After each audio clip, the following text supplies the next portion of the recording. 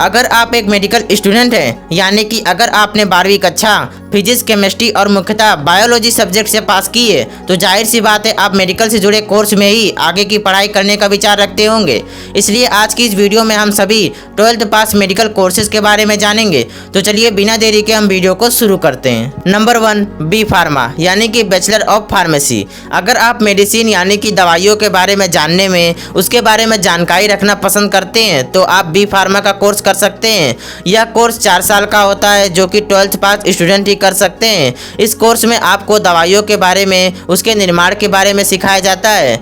B pharma आप किसी भी प्राइवेट कॉलेज से कर सकते हो और यदि आप सरकारी कॉलेज चाहते हो तो आपको एंट्रेंस एग्जाम क्वालिफाई करना पड़ेगा, तभी आपको सरकारी कॉलेज मिलेगा। बी फार्मा कोर्स करके आप किसी भी दवा बनाने वाली कंपनी में, हेल्थ सेंटर में, रिसर्च एजेंसी में कार्य कर सकते हो। अगर आप खुद का मेडिकल स्टोर खोलना चाहते हो तो भी आप खोल सकते हो। इसके अलावा आप फार्मासिस्ट के रूप में किसी कॉलेज में लेक्चरर भी बन सकते हो। बी फार्मा के कैंडिडेट की सैलरी की बात करें तो इनकी सैलरी इनके अनुभव और फील्ड पर डिपेंड करती है कि ये किस फील्ड से जॉब कर रहे हैं। फिर भी शुरुआत में मंथली 25 से 30 हज़ार की एवरेज सैलरी मिलती है।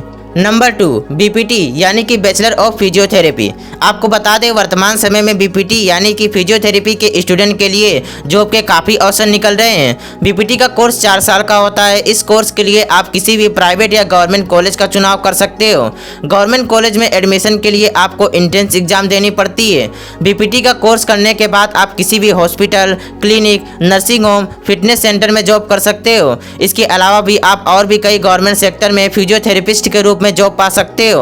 और अगर आप खुद का फिजियोथेरेपी क्लिनिक खोलना चाहते हैं तो भी आप खोल सकते हो। एक फिजियोथेरेपिस्ट का कार्य दवाओं के बिना ही एक्सरसाइज और शारीरिक गतिविधियों के उपयोग से रोगियों के स्वास्थ्य में सुधार करना होता है। वैसे तो शुरुआती दौर में आपको 20 से 25 हज़ार की प्रतिमाह सैलरी मिलती है, लेकिन अनुभव होने के बाद जब आप एक प्रोफेशनल फिजियोथेरेपिस्ट बन जाते हैं तो आपको 40 से 50 हज़ार तक की सैलरी मिलती है। नंबर 3, बीओटी यानी कि बैचलर ऑफ ऑक्यूपेशनल थेरेपी। यह कोर्स 4.5 साल का होता है। इस कोर्स के अंतर्गत आपको ये सिखाया जाता है कि किस प्रकार से शारीरिक और मानसिक रूप से विकलांग लोगों के परेशानियों को समझना है और उनको नॉर्मल जिंदगी की तरफ ले जाना है। इसलिए 12वीं के बाद काफ़ी मेडिकल स्टूडेंट इस कोर्स को करना पसंद कर रहे हैं। इस कोर्स के लिए अधिकतर कॉलेज एंट्रेंस एग्जाम के जरिए ही कैंडिडेट की भर्ती लेती है। बीओटी कोर्स से मिले जॉब में आपको एवरेजली 22 से 30 हज़ार की मंथली सैलरी दी जाती है। नंबर 4, एमएलटी यानी कि मेडिकल लैब टेक्नीशियन। अगर आप एक मेडिकल लैब टेक्नीशियन से जुड़े कोर्स करना चाहते हो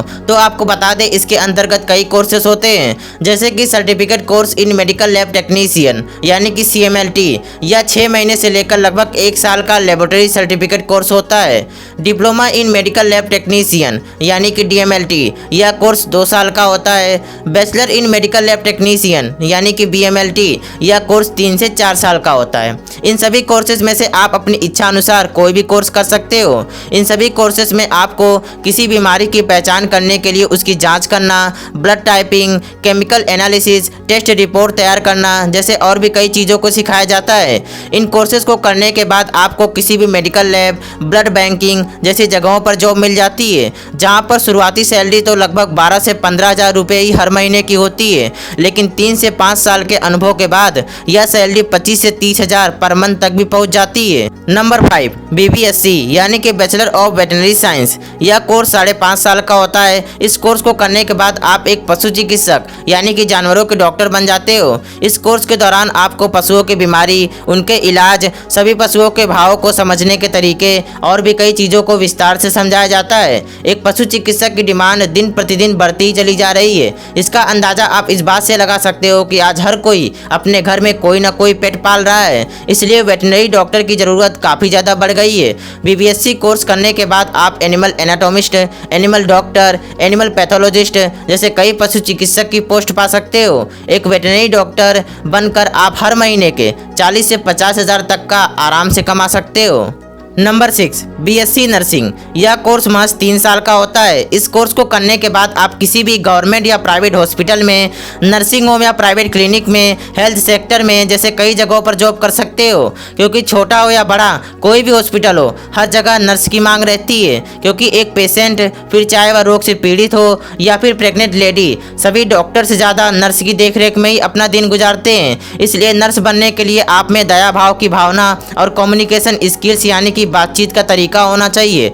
डॉक्टर के बाद नर्सिंग ही ऐसा फील्ड है जिसे काफ़ी अच्छा करियर माना जाता है। एक नर्स के तौर पर आप किसी भी गवर्नमेंट या प्राइवेट संस्थान में 20 से 25 हज़ार पर मंथली कमा सकते हो, जो कि समय और एक्सपीरियंस के साथ बढ़ा भी दिया जाता है। नंबर 7, BHMS यानी कि bachelor of homeopathic medicine and surgery. अगर आप एक होम्योपैथिक डॉक्टर बनना चाहते हैं तो आपको यह कोर्स करना पड़ता है। यह कोर्स 4.5 साल का होता है। आज के समय में बहुत से लोग ऐसे भी हैं जो एलोपैथिक उपचार से अपने बीमारी को दूर नहीं करना चाहते, बल्कि नेचुरल उपचार से ही अपने रोग को ठीक करना चाहते हैं। ऐसे में लोग होम्योपैथिक डॉक्टर की सलाह लेते हैं, जो कि उन्हें होम्योपैथिक दवाइयाँ देता है जिनका शरीर पर कोई बुरा प्रभाव भी नहीं पड़ता है। इसलिए आज एक प्रोफेशनल होम्योपैथिक डॉक्टर की डिमांड काफ़ी ज़्यादा बढ़ गई है। आपको बता दें, होम्योपैथिक डॉक्टर को हर महीने के 30 से 40 हज़ार तक की सैलरी मिलती है। साथ ही साथ ये सैलरी इस पर भी डिपेंड करती है कि आप सरकारी या निजी दोनों में से किस संस्थान से जुड़े हुए हो। नंबर 8, BAMS यानी कि bachelor of Ayurvedic medicine and surgery.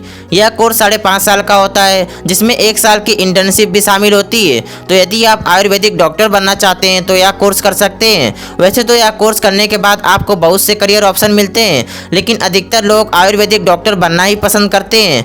किसी भी hospital, nursing home, health centre में आपको एक आयुर्वेदिक डॉक्टर के रूप में जॉब मिल जाती है। अगर हम सैलरी की बात करें तो एक आयुर्वेदिक डॉक्टर 30 से 50 हज़ार तक का हर महीने का कमा सकता है। नंबर 9, BASLP यानी कि bachelor of audiology speech language pathology. यह 4 साल का कोर्स होता है, जिसमें 1 साल की इंटर्नशिप भी शामिल होती है। इस कोर्स को करने के बाद आप एक ऑडियोलॉजिस्ट बन जाते हो, जिनका काम ऐसे लोगों का इलाज करना होता है जो बोलने और सुनने में परेशानियों का सामना करते हैं। ऐसे लोगों की रोगों की पहचान करके एक ऑडियोलॉजिस्ट उनका निदान करता है, ताकि वे बोलने और सुनने में सही से सक्षम बन सके। एक ऑडियोलॉजिस्ट के तौर पर आप किसी भी गवर्नमेंट या प्राइवेट हॉस्पिटल में जॉब कर सकते हो, जिसमें शुरुआत में आपको 18 से 20 हज़ार की मंथली सैलरी मिलती है, लेकिन अनुभव होने के बाद 22 से 25 हज़ार की महीने की इनकम हो जाती है। And last number 10, MBBS bachelor of medicine and bachelor of surgeon. MBBS doctor एक ऐसा शब्द है जो किसी भी जानकारी का मोहताज नहीं है, क्योंकि एक स्टूडेंट जब भी मेडिकल में जाने की सोचता है तो उसके सामने जो सबसे पहला शब्द आता है वह MBBS डॉक्टर ही होता है, जिसमें जाने का हर मेडिकल स्टूडेंट का सपना होता है। MBBS का कोर्स 5.5 साल का होता है। इस कोर्स को करने के लिए आपको सबसे पहले नीट एग्जाम को क्वालिफाई करना पड़ेगा, तभी आप एक अच्छे से गवर्नमेंट कॉलेज को पा सकते हो। MBBS डॉक्टर की मांग हर बड़े हॉस्पिटल में होती है, क्योंकि यह अपने आप में ही मेडिकल फील्ड का एक बहुत ही बड़ा सम्मानीय पद माना जाता है। MBBS कोर्स के बाद आप किसी भी गवर्नमेंट या प्राइवेट हॉस्पिटल में डॉक्टर या सर्जन के रूप में कार्य कर सकते हो। एक MBBS डॉक्टर बनकर आप 35 से 50 हज़ार तक का मंथली कमा सकते हो।